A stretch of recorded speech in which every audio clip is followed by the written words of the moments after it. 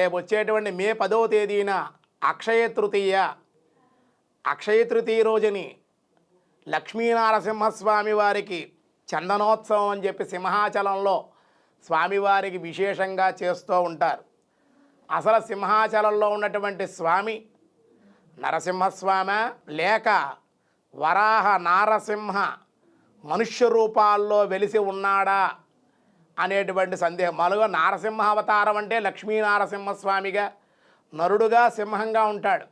కానీ సింహాచలంలో అలా కాదు, వరాహంగా సింహంగా మనిషి రూపాల్లో వెలసినటువంటి విష్ణుమూర్తి ఇక్కడే ఏడాది పాటికి ఒకసారి దర్శనాన్ని ఇస్తూ ఉంటారు. మహావిష్ణువు వరాహ నారసింహ మనిషి అంటే 3 రూపాలు ఒకే శరీరంలో ఉన్నట్లుగా వెలసిన ఒకే ఒక ప్రాంతం సింహాచలం. అలా ఒకే విగ్రహంలో వరాహ సింహ మానుష్య రూపాలు ఉండడం వల్ల ప్రపంచంలో మరి ఏ చోట కూడా కనిపించదు ఇటువంటి రూపం. ఈ 3 రూపాలు చూడడానికి మానవులకు 364 రోజులు పడుతుంది. 365వ రోజుని అంటే ఈ వైశాఖ మాసంలో వచ్చే శుద్ధ తది రోజుని అక్షయ తృతీయ రోజుని నిజ రూపాన్ని స్వామివారి దర్శనం దొరుకుతుంది. ఆ రోజే వీలవుతుంది. ఈ వరాహ నారసింహ మనిషి రూపాలకు సంబంధించిన విషయాలు స్థానికులు ఆ సింహాచలంలో చెబుతూ ఉంటారు.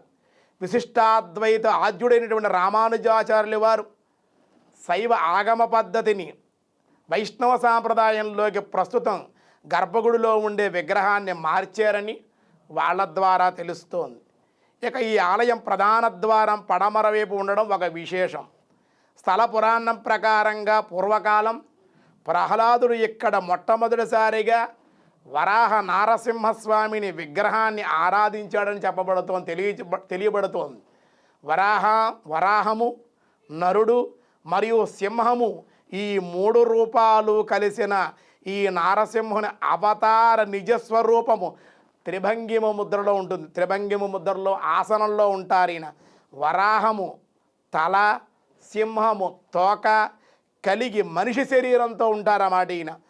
మిగిలిన సమయంలో చందనం కప్పబడి లింగాకృతిలో 364 రోజులు దర్శనమిస్తే నిజ రూపంలో అక్షయ తృతీయ రోజున ఈయన నిజస్వరూపంగా ఈ వరాహముతోటి సింహం తోకతోటి మనిషి రూపంలోనూ ఉన్న నిజ రూపాన్ని ఆ రోజు చూడగలుగుతారు ఈ అక్షయ తృతీయ రోజున.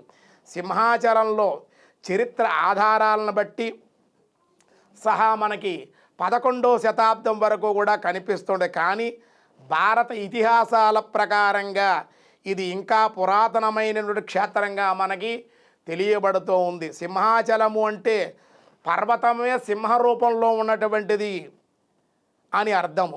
ఇక్కడ మహావిష్ణువు దశావతారలో 4వదైనటువంటి లక్ష్మీ నారసింహ అవతారం మూర్తిగా వెలసాడు. మత్స్యకూర్మ వరాహస్య నారసింహస్య అన్నాం కదా, ఆ నారసింహ అవతారంలో వెలిశాడు. ఇతిహాసం ప్రకారంగా రాక్షసరాజు అయినటువంటి హిరణ్యకశిపుడు విష్ణువునకు బద్ధవైరి. తన కుమారుడైన ప్రహ్లాదుడు పుట్టుకతోనే విష్ణు భక్తుడు. అనేక విధాలుగా ప్రయత్నించాడు, కుమారుణ్ణి మార్చాలనే ప్రయత్నం చేశాడు. అందువల్ల విముఖుడైపోయాడు. ఆ ప్రయత్నం విఫలమైపోయింది కాబట్టి హిరణ్యకశిపుడు ఏమీ చేయలేక తన కుమారుణ్ణి కూడా చంపేందుకు సిద్ధపడిపోయాడు. ఆ ప్రయత్నాలు ఎన్నో చేశాడు. కానీ ప్రహ్లాదు నిరంతరం కూడా తన భక్తుడిని భగవంతుడు కాపాడుకుంటూనే ఉంటాడు, రక్షించాడు. విసిగిపోయాడు హిరణ్యకశిపుడు. విష్ణు సర్వవ్యాప్తి అని చెబుతూనే ఉన్నాడు ప్రహ్లాదుడు. ఇవి ఎక్కడున్నాడు నీ విష్ణు అని హిరణ్యకశిపుడు అడిగాడు. ఇందుగలడు అందులేడును సందేహంబు వలదు, చక్రి సర్వోపగతుండు ఎందెందు వెదక చూచిన అందందే గలడు దానవాగ్ని వింటే నాన్న అన్నాడు నాన్న భగవంతుడు ఎక్కడ లేడు నాన్న, అణువణువులో పరమాత్మ నిండి నిమిడీకృతమై ఉన్నాడు నారాయణుడు అని వాదించాడు. హిరణ్యకశిపుడు వినలేదు, విసిగిపోయాడు. ఎక్కడ్రా నీ నారాయణుడు సర్వవ్యాపి, ఈ ఎక్కడున్నాడో చెప్పగలవా, ఈ స్తంభంలో చూపిస్తావా అనేసరికి ఆ స్తంభంలో ఉన్నాడు, చూసుకో కావాలండి, ఎక్కడ పడితే అక్కడ ఉన్నాడు, నా నారాయణ లేని ప్రదేశం అంటే ఎక్కడుంది నాన్న అన్నాడు. ఆ స్తంభాన్ని తన గదతో కొట్టాడు. ఆ స్తంభంలోంచి నారద స్వామివారు స్తంభాన్ని పగలగొట్టుకుని విష్ణువు నరసింహస్వామిగా స్తంభం నుంచి చీల్చుకుని హిరణ్యకశిపుని సంహరించాడు, ప్రహ్లాదుణ్ణి రక్షించాడు అని మనకి చెప్పడం జరుగుతుంది. ఈ సింహాచల స్థల పురాణం ప్రకారంగా ప్రహ్లాదుడు ఇక్కడ మొట్టమొదటిసారిగా వరాహ నారసింహస్వామి వారిని ఆరాధించినట్లుగా మనకి తెలియబడుతోంది. ఆ తర్వాత కాలంలో చంద్రవంశానికి చెందినటువంటి పురూరుడు అనేటువంటి రాజుగారు విమానం మీద వెళ్ళిపోతూ ఉన్నారు. ఈ స్థలం ఉన్న అత్యంత ప్రాసక్తమైన శక్తి ప్రభావం చేత ఆ పురూరుడి విమానం క్రిందకు ఆకర్షింపబడింది, కిందకు వచ్చేసింది ఆ విమానం. ఆశ్చర్యపోయాడు. అతను పుట్టలో కప్పబడి ఉన్న వరాహ నారసింహస్వామి వారు కనిపించారు. దర్శనం చేసుకున్నాడు. విగ్రహాన్ని సంవత్సర కాలం పాటు చందనంతో కప్పి ఉంచాడు. వైశాఖ శుద్ధ తది రోజున మాత్రమే చందనం లేకుండా నిజరూప దర్శనాన్ని కలిగేటట్లుగా చేయమని ఆకాశవాణి ఆ పురూరువుడు అనేటువంటి రాజుకి తెలియజేసింది. ఆకాశవాణి పలికిన పలుకుల మేరకు పురూరువుడు నారసింహస్వామి వారిని దేవాలయాన్ని నిర్మించాడు. ఆ సాంప్రదాయం ఇప్పటికీ కూడా ఆ రాజవంశీకుల ద్వారా పాటింపబడుతూ ఉంది. స్వామిలోని వేడి చల్లార్చడం కోసం చందనంతో పూత పూస్తూ ఉంటారు. వరాహుడు, నరుడు, సింహము రూపాలు కలిగినటువంటి ఈ నారసింహుడు అవతారము నిజరూపము త్రిభంగి ముద్రలోనే ఆసనంలో వరాహమేమో తల, సింహము తోక కలిగి మనిషి శరీరంతో ఉంటుంది కనుక మిగిలిన సమయాల్లో ఆ చూసే అవకాశం ఎవరికీ కూడా కలగదు కనుక ఈ అక్షయ తృతీయ రోజునే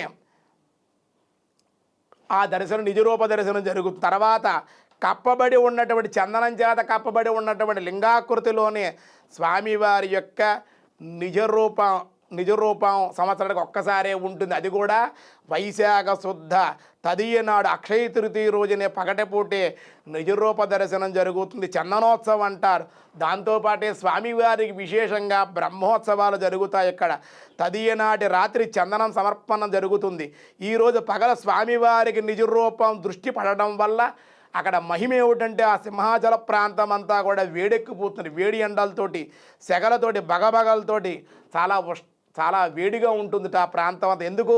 స్వామివారి చందనాన్ని తీసేశారు కాబట్టి నిజరూపాన్ని దర్శనమిస్తున్న శక్తివంతమైన రూపం వరాహ నారసింహ మానవ రూపాల్లో ఒకే రూపంతో స్వామి ఉండడం వల్ల అంత శక్తివంతంగా ఉంటుంది అని చెప్పారు. అక్షయ తృతీయ నాడు లక్షలాది జనం అనేక దేశాల నుంచి అనేక రాష్ట్రాల నుంచి కూడా ఈ సింహాచలానికి వచ్చి అందరూ కూడా ఆ సింహాచల అప్పన్న అని చుట్టుపక్కల వాళ్ళ పేరుతో అప్పన్న అని పిలుచుకుంటారట స్వామివారిని. ఆ పూసిన గంధం అందరికీ కూడా చాలా సంవత్సర కాలం పాటు పూసిన గంధాన్ని కూడా భక్తులకు ప్రసాదంగా ఇస్తారట. ఆ నిజరూపాన్ని దర్శనం చేసుకునే భాగ్యం ఎంత అదృష్టం ఉండాలండి. వరాహస్వామిగా తల ఉండి, సింహంగా ఏమో తోకుండి, మానవ రూపంలో ఒకే విగ్రహంలో 3 రూపాలు కనబడుతున్నాయంటే ఎంత విశేషం అది. నేను చాలా ఆశ్చర్యపోయా విన్న తర్వాత కూడా.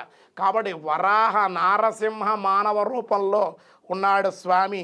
భూమిని ఉద్ధరించడం కోసం వరాహ నారసింహస్వామిగా యజ్ఞవరాహంగా ఉన్నటువంటి స్వామి ఈ యొక్క లక్ష్మీనారసింహస్వామిగా యజ్ఞవరాహ నారసింహుడిగా అవతరించినట్లుగా మనకి చెప్పబడుతోంది. ఈ యొక్క వైశాఖ శుద్ధ తది నుండి వైశాఖ పౌర్ణమి వరకు కూడా చందనోత్సవం విశేషంగా జరుగుతుందని చెప్పారు.